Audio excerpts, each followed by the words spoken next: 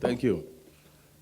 Let me, first of all, recognize in our presence my friend and colleague, Honourable Kelvadaro, our Minister for Information, Science, Telecommunications, and Technology. Our dear friend, the representative of the great nation of India, His Excellency Gupta, our High Commissioner, my cabinet colleagues who are all here this morning. Let me also recognize Honourable Danny Lugay, the Member of Parliament for Rosa North, Monsignor Thomas, Dr. Peters, Mr. Bennett Thomas, and all of you here present this morning. I want to welcome you again to this very short but important ceremony, the official commissioning of the Center of Excellence in Information Technology. I first want to give thanks to our dear partner and friend, the government and people of India, for their continued assistance to our country, Dominica, in our upward mobility for an extended period of time. I want for Your Excellency to extend and to express our gratitude to Prime Minister Modi and the government of India and, of course, the people of India for continuing to be at Dominica's side in its economic and social advancement. India has demonstrated over an extended period of time its true friendship and concern for Dominica. And I say to you, we shall always be grateful for the generosity of India. And to say to you that India can rely on Dominica to stand with it on many international matters of mutual interest. India has continued to speak on behalf of and in defense of small island states like Dominica on a number of important issues which affect us. And that support and solidarity of India has not gone unnoticed. Rest assured that we shall strengthen our bond of friendship, we shall deepen our cooperation, and we will stand with you in your time of need.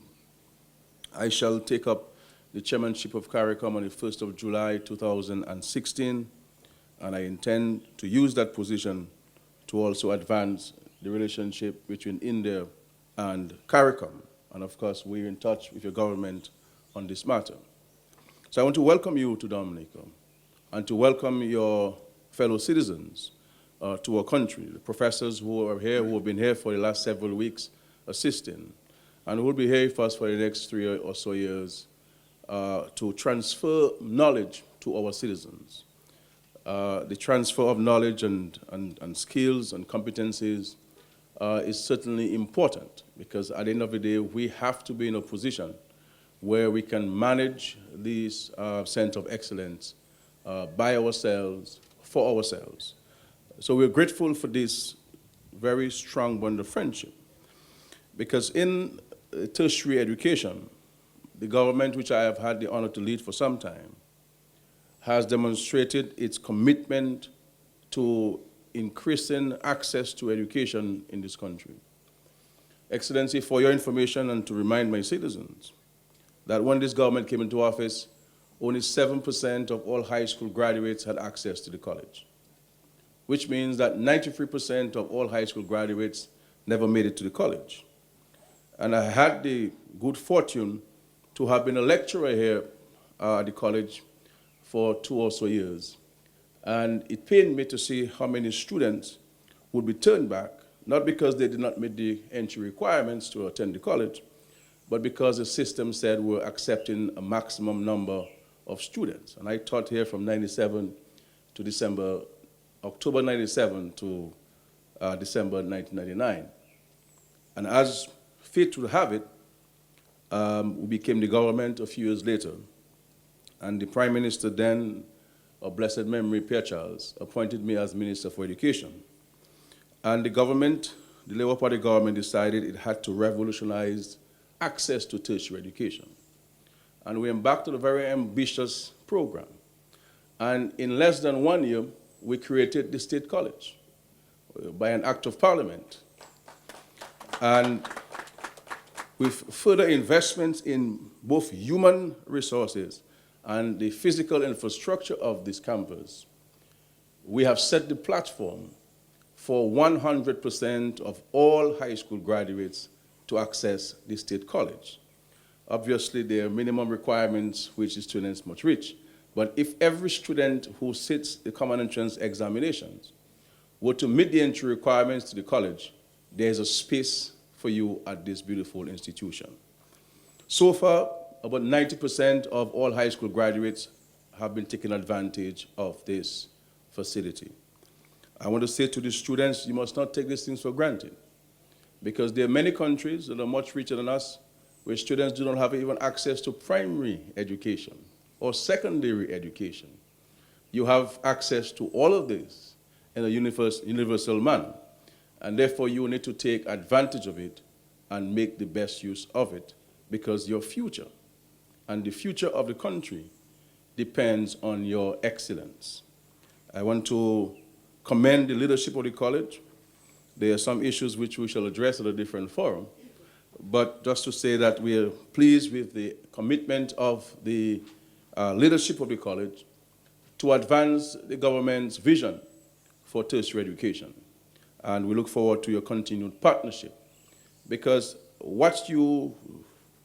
the tuition which you provide to the students is what the students will expect to be using in the outside world.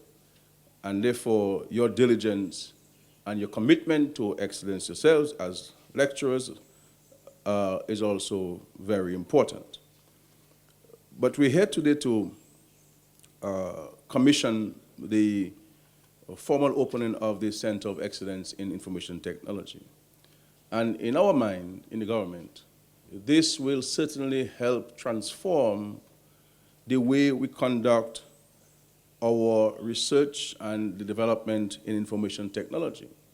Because the fact remains, you need facilities like this, which will afford students the opportunity not only to come to know how to use a computer, because that's not the intention of this facility. The intention of this facility is to get people to be innovators, to develop apps so we can become part of the global marketplace in the development and the sale of apps.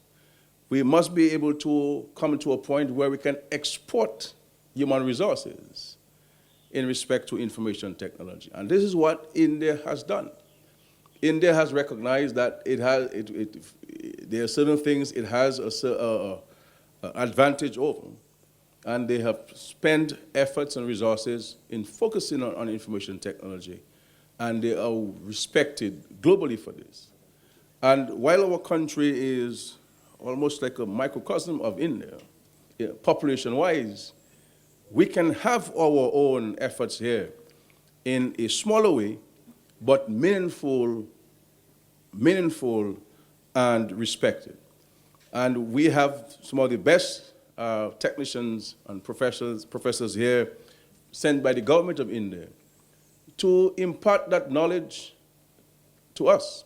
It is left to you, the young people, because this government, the Labour Party government, has placed before you the opportunities. What you do with the opportunity now, it depends on yourself. Because oftentimes we talk about where the opportunities, where the programs, where the initiatives, and we fail to take advantage of those that are very before us, that are present before us. And we look for things that are beyond.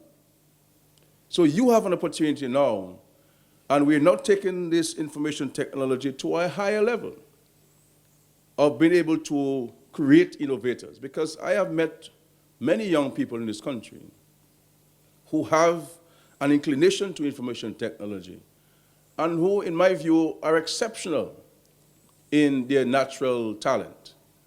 And with our experts from India, the hope is that they can harness and they can mold that natural talent and intelligence and propel it to greater things. So when next I visit the Silicon Valley, we should have our graduates from the Information Technology Center working at Silicon Valley. The apps that we require for DOASCO for payment of our water bills, we can develop those apps to facilitate DOASCO. The reading of meters, do we still need people to go meter by meter to read our meters? Could we not develop an app that can assist us in reading those meters from there? So there are a number of things that we can do within the landscape of Dominica that would minimize the cost of conducting business. And the Honourable Minister, Honourable Kelvadaru, articulated government's vision in respect to moving towards e-business and e-government. And within us in the public service, in the private sector, we need to make better use of the technology. I find that we have greater access to the technology, but many of us use it for recreational purposes. And that's fine. There's nothing wrong with making use of it for recreational purposes. But it must be used to educate ourselves, to enhance our knowledge, and to make business more efficient. And we have been pushing this very heavily in the government. And this is why we have specifically appointed a minister responsible for technology to focus on these initiatives. And this is why on this campus you have, it's a Wi-Fi zone. Every student can sit under a tree or by the bars and snack bars and access the internet to allow for 100% access. Gone are the days when, we only had 25 computers in the lab and we have to wait our turn to go there.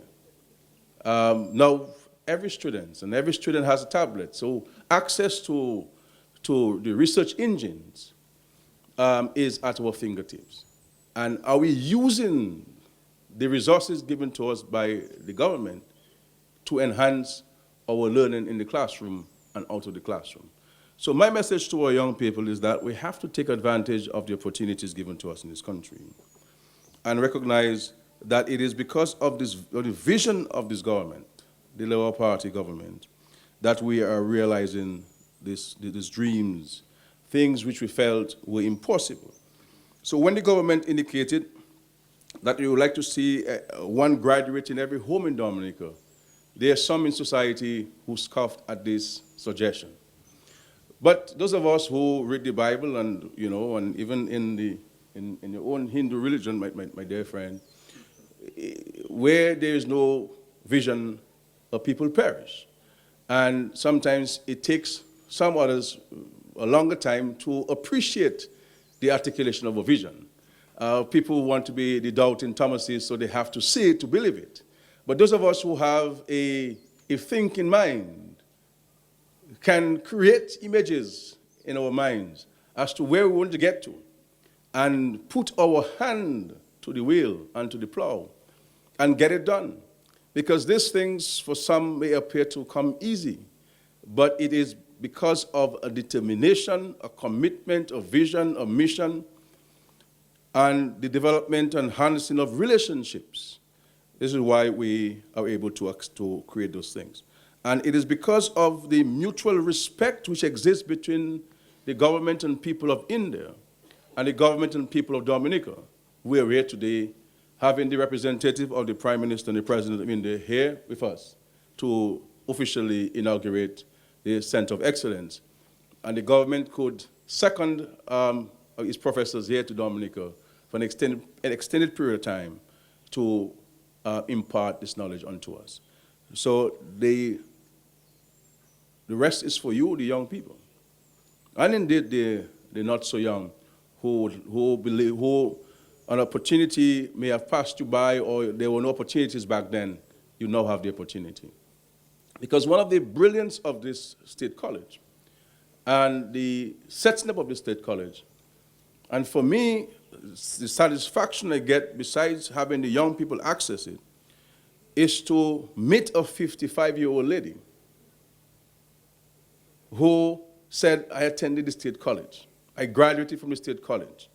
Who never attended secondary school, but who sat a CXC every year, sat 1, sat 2, and got the basic entry requirements to come here. And when we inaugurated the state college, as a public officer, she may have been in her 40s. who said to me, Prime Minister, I've always wanted to be a nurse. But back then, we were only training 10 or 15 every 3 years. And she was never able to get into nursing. And she was able to resign her public service job, get into a nursing program, and became a nurse in Dominica. And it is because of a vision that was articulated by this government and also implementing that vision. And I will say to you that in all of my years in the parliament, and I've been there for 16 years, I don't look that old, but I'm, I have never answered so many questions on a matter than the State College.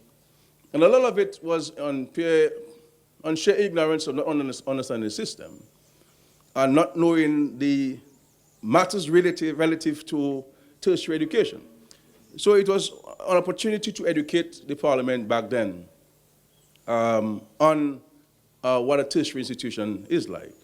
Though, Dr. Peters, I will speak to you privately, that there are some matters which the college is not following in terms of international best practice. But I will articulate that in a different forum. And I'm sure much to the satisfaction and pleasure of the students who attend there. But I believe the college has come a very long way, and we must commend ourselves. What surprises me, though, is that when the college is criticized publicly, those who lecture there and those who benefit from it remain silent. Now, let me tell you something. My responsibility as the Prime Minister of this country was, 1, to set up the State College, 2, ensure that it has resources, 3, build some of the best facilities. I do not even think UWI has this in Barbados or Jamaica. Over $40 million spent on the State College. And to ensure that you have lecturers who I hope come to the classes when they're supposed to come to the classes. The rest is your responsibility. The rest is your responsibility. Learning is the responsibility of the students and the teachers and the parents. Not mine.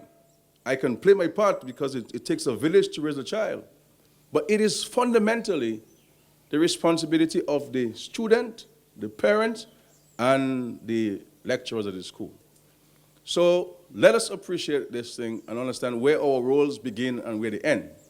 And therefore, when people criticize the delivery of services at the college, they are not criticizing the Prime Minister of Dominica. They're criticizing the leadership of the college and those who are responsible for effecting and passing on tuition at the college. And therefore, the success of the Center of Excellence for Information Technology will reside not with our friends from India, not with our professors who are here, not with Mr. Kelvadaro, the Minister for Information, but with you, the leadership of the college, the students, and the parents of those students. So I leave it to you that the success of this really rests with yourself. We have spent jointly with the government of India and Dominica significant sums of money. And the capital works, there'll always be a recurrent expenditure, which the government is committed to honoring. But the success resides with you. I was not the one who was supposed to be given the feature address. I believe Mr. Honourable Kelvadaru should have given the feature address, and he did, in fact, give that feature address. But I really want to publicly thank him for the leadership that he has demonstrated. You know, I consider him to be my son sometimes, you know. So. But I have great admiration for him and for his commitment and for his zeal and for his interest in his portfolio and wider issues. But I have every confidence in him, and I really want to applaud him for the leadership that he has provided in this process. And I am sure with his leadership at the ministry and he being responsible for the overall portfolio of telecommunications, information science, and technology on behalf of the government and people of Dominica, we will achieve great things. But it will only come if we get the cooperation of all concerned. But the leadership is there, The passion for the job is there, and as the Minister of Finance, from time to time, will provide the resources required. I want to wish you all the best, Excellency. Please convey our profound gratitude and appreciation to the government and people of the great nation of India. And to say to your Prime Minister that India can always rely on the true friendship and solidarity of the government and people of Dominica. And to you, the Minister and your staff, I want to thank you for your efforts, the Ministry of Public Works and all the ministries involved. The President of the State College, I almost said His Excellency, Dr. Peters, and to the Board of Directors, the lecturers, and all of you present, especially the students of the State College, I wish you all the best and have a good afternoon. Thank you.